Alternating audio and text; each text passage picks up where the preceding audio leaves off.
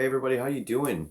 Frequency Fluid Channel back here. We're going to do parts 3 and 4 of Anxiety, the Real Deal. It is Friday, February 5th. If you are across the international date line, it's the 6th of February, 2021. Greetings and salutations, everybody. I hope you're doing okay.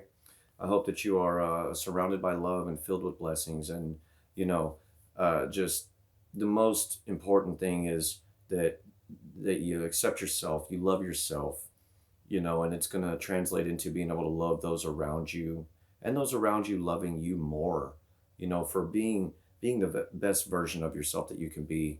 That's what the resource of the Frequency Fluid Channel is all about. So let's get this kicked off. Parts 1 and 2 were really explaining a lot about common symptoms and occurrences of anxiety that people often deal with, work related, home related, marriage related, relationship related, just instances of all sorts that can trigger anxiety in us. We've got to learn how to be aware. We've got to learn how to identify whenever we are triggered having anxiety, and we're going to formulate a path to learning how to navigate through the stress of anxiety and creating a physical ability of being able to control yourself so that you can work out and work through these problems. It's so important that we do that. uh, Another thing that we're going to talk about here today, it's going to be flowing over into part 4 a lot too, but a very big issue is that there's a lot of people out there who don't necessarily deal with anxiety, but their loved ones and their closest in their inner circle deal with anxiety, and they don't know how to necessarily handle it. A lot of times it's something that brings anger out in people because the initial reaction is like, whoa, whoa, whoa, what's wrong with you? Why are you freaking out? Like, what's wrong? You have nothing wrong. And that's not ever going to be constructive in the process of getting through an anxiety attack or helping someone get through an anxiety attack. Okay, so let's go back into some definitions. All right. um, Basically there is 3 categories of anxiety. Okay, and it's there's a lot in each category. It's for your own discretion to decide which category your current or someone's current anxiety attack may be classified in. Okay, and you have physical symptoms. These are symptoms where you get headaches, you get fatigued, you get lightheaded, you get stomach issues, breathing issues. These are the physical symptoms of an anxiety attack. All right. Then you have anxious thoughts. Okay, you have the it's an all or nothing type of mentality. Like, well, if it's just not this way, then it's nothing. You know what I mean? You always assuming negatively upon one event or one action in a totalitarian style of mindset is often a symptom of anxious thoughts, where it's just all a mess. It's all a mess, and there's no fixing it. There's no going back. Well, no, there is going back, and there is fixing it. And the process that we're going to formulate for you all is to be able to identify each reason for the anxiety. You've got to categorize things. If you don't learn how to do that, and it's the hard part is that trying to get over something that's just a big jumbled mess is much more difficult than getting over something that you have classified and said, you know what, this is that, this is the other, this is why, this is the definition behind it, and this is the solution that I'm going to find to feel better about it. you know Another symptom of anxiety is anxious behavior. Okay, pacing, um you know obsessive compulsive disorder, where you wash your hands all the time. You feel like you've got to change clothes 50 times a day because you got a spot on your shirt or something like that. These are things that are part of anxiety that are in our everyday lives that we may not even realize we have, and we may not realize that someone near us is suffering from. So we're going to get into a lot of how you the person dealing with the anxious behavior and thoughts and symptoms can get through this, but also how those around you who may not be feeling that anxiety can help you get through them and help themselves to learn how to navigate and overcome the thought of I just don't know what to do. I don't know what to do. I'm getting overwhelmed here, you know, because it's a very big deal for the people that see their loved ones, and especially parents.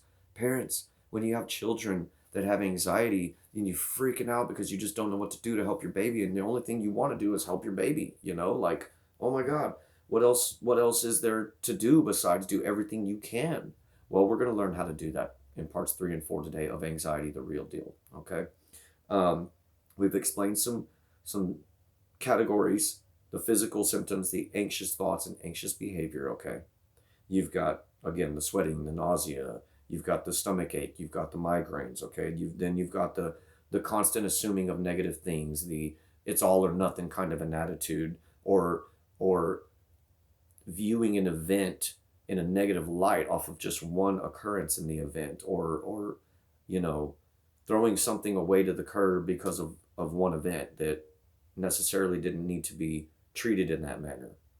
And then you've got the behaviors, you know, the OCD behaviors, the you know, I got to change everything because I'm freaking out about this one thing, you know, and we don't have to do that, guys. We're just going to calm down. We're going to figure out a way to navigate through these anxiety attacks. Okay. Now I've kind of set a little bit of a platform. All right. So the platform is you can have two people in an anxiety attack. Okay, and that could be more, but let's just take it down to the bare minimum so we don't overwhelm.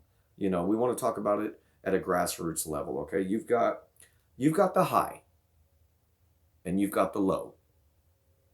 Okay, say it with me: the high and the low. The high is the anxious person. It's the person who is suffering from an anxiety attack. Okay? The low is what we will define as the helper, be it a parent who's watching their child go through an anxiety attack, a husband watching his wife go through an anxiety attack, or vice versa. Or if it's your friend or your colleague, you are the helper. You are the low. And the low can be the most impactful and helping person to assist someone, you know, to help someone who's high on anxiety come back down, relax, formulate the plan, and navigate to a resolution to identify the anxiety, find a definition, a reason, a cause, and then propose a solution, whether it's just breathing it out, you know. Um, so you've got the symptoms, you know, you've got the behaviors, you've got usually two people involved, or it could be one person. The thing is that the methods that we're going to talk about here on the Frequency Fluid channel with this overcoming anxiety can be used by just the high, which is the anxious person, and it can be used by the low when involved with a high, with an anxious person. As I said, could be a husband dealing with a wife who's got anxiety, vice versa. Could be a parent dealing with your child. Could be you dealing with your friend or your colleague. Okay? So this is going to work for the high if you're alone. It's going to work for the high and the low if you're together. All right? It's going to work, guys. I promise. Just hear me out.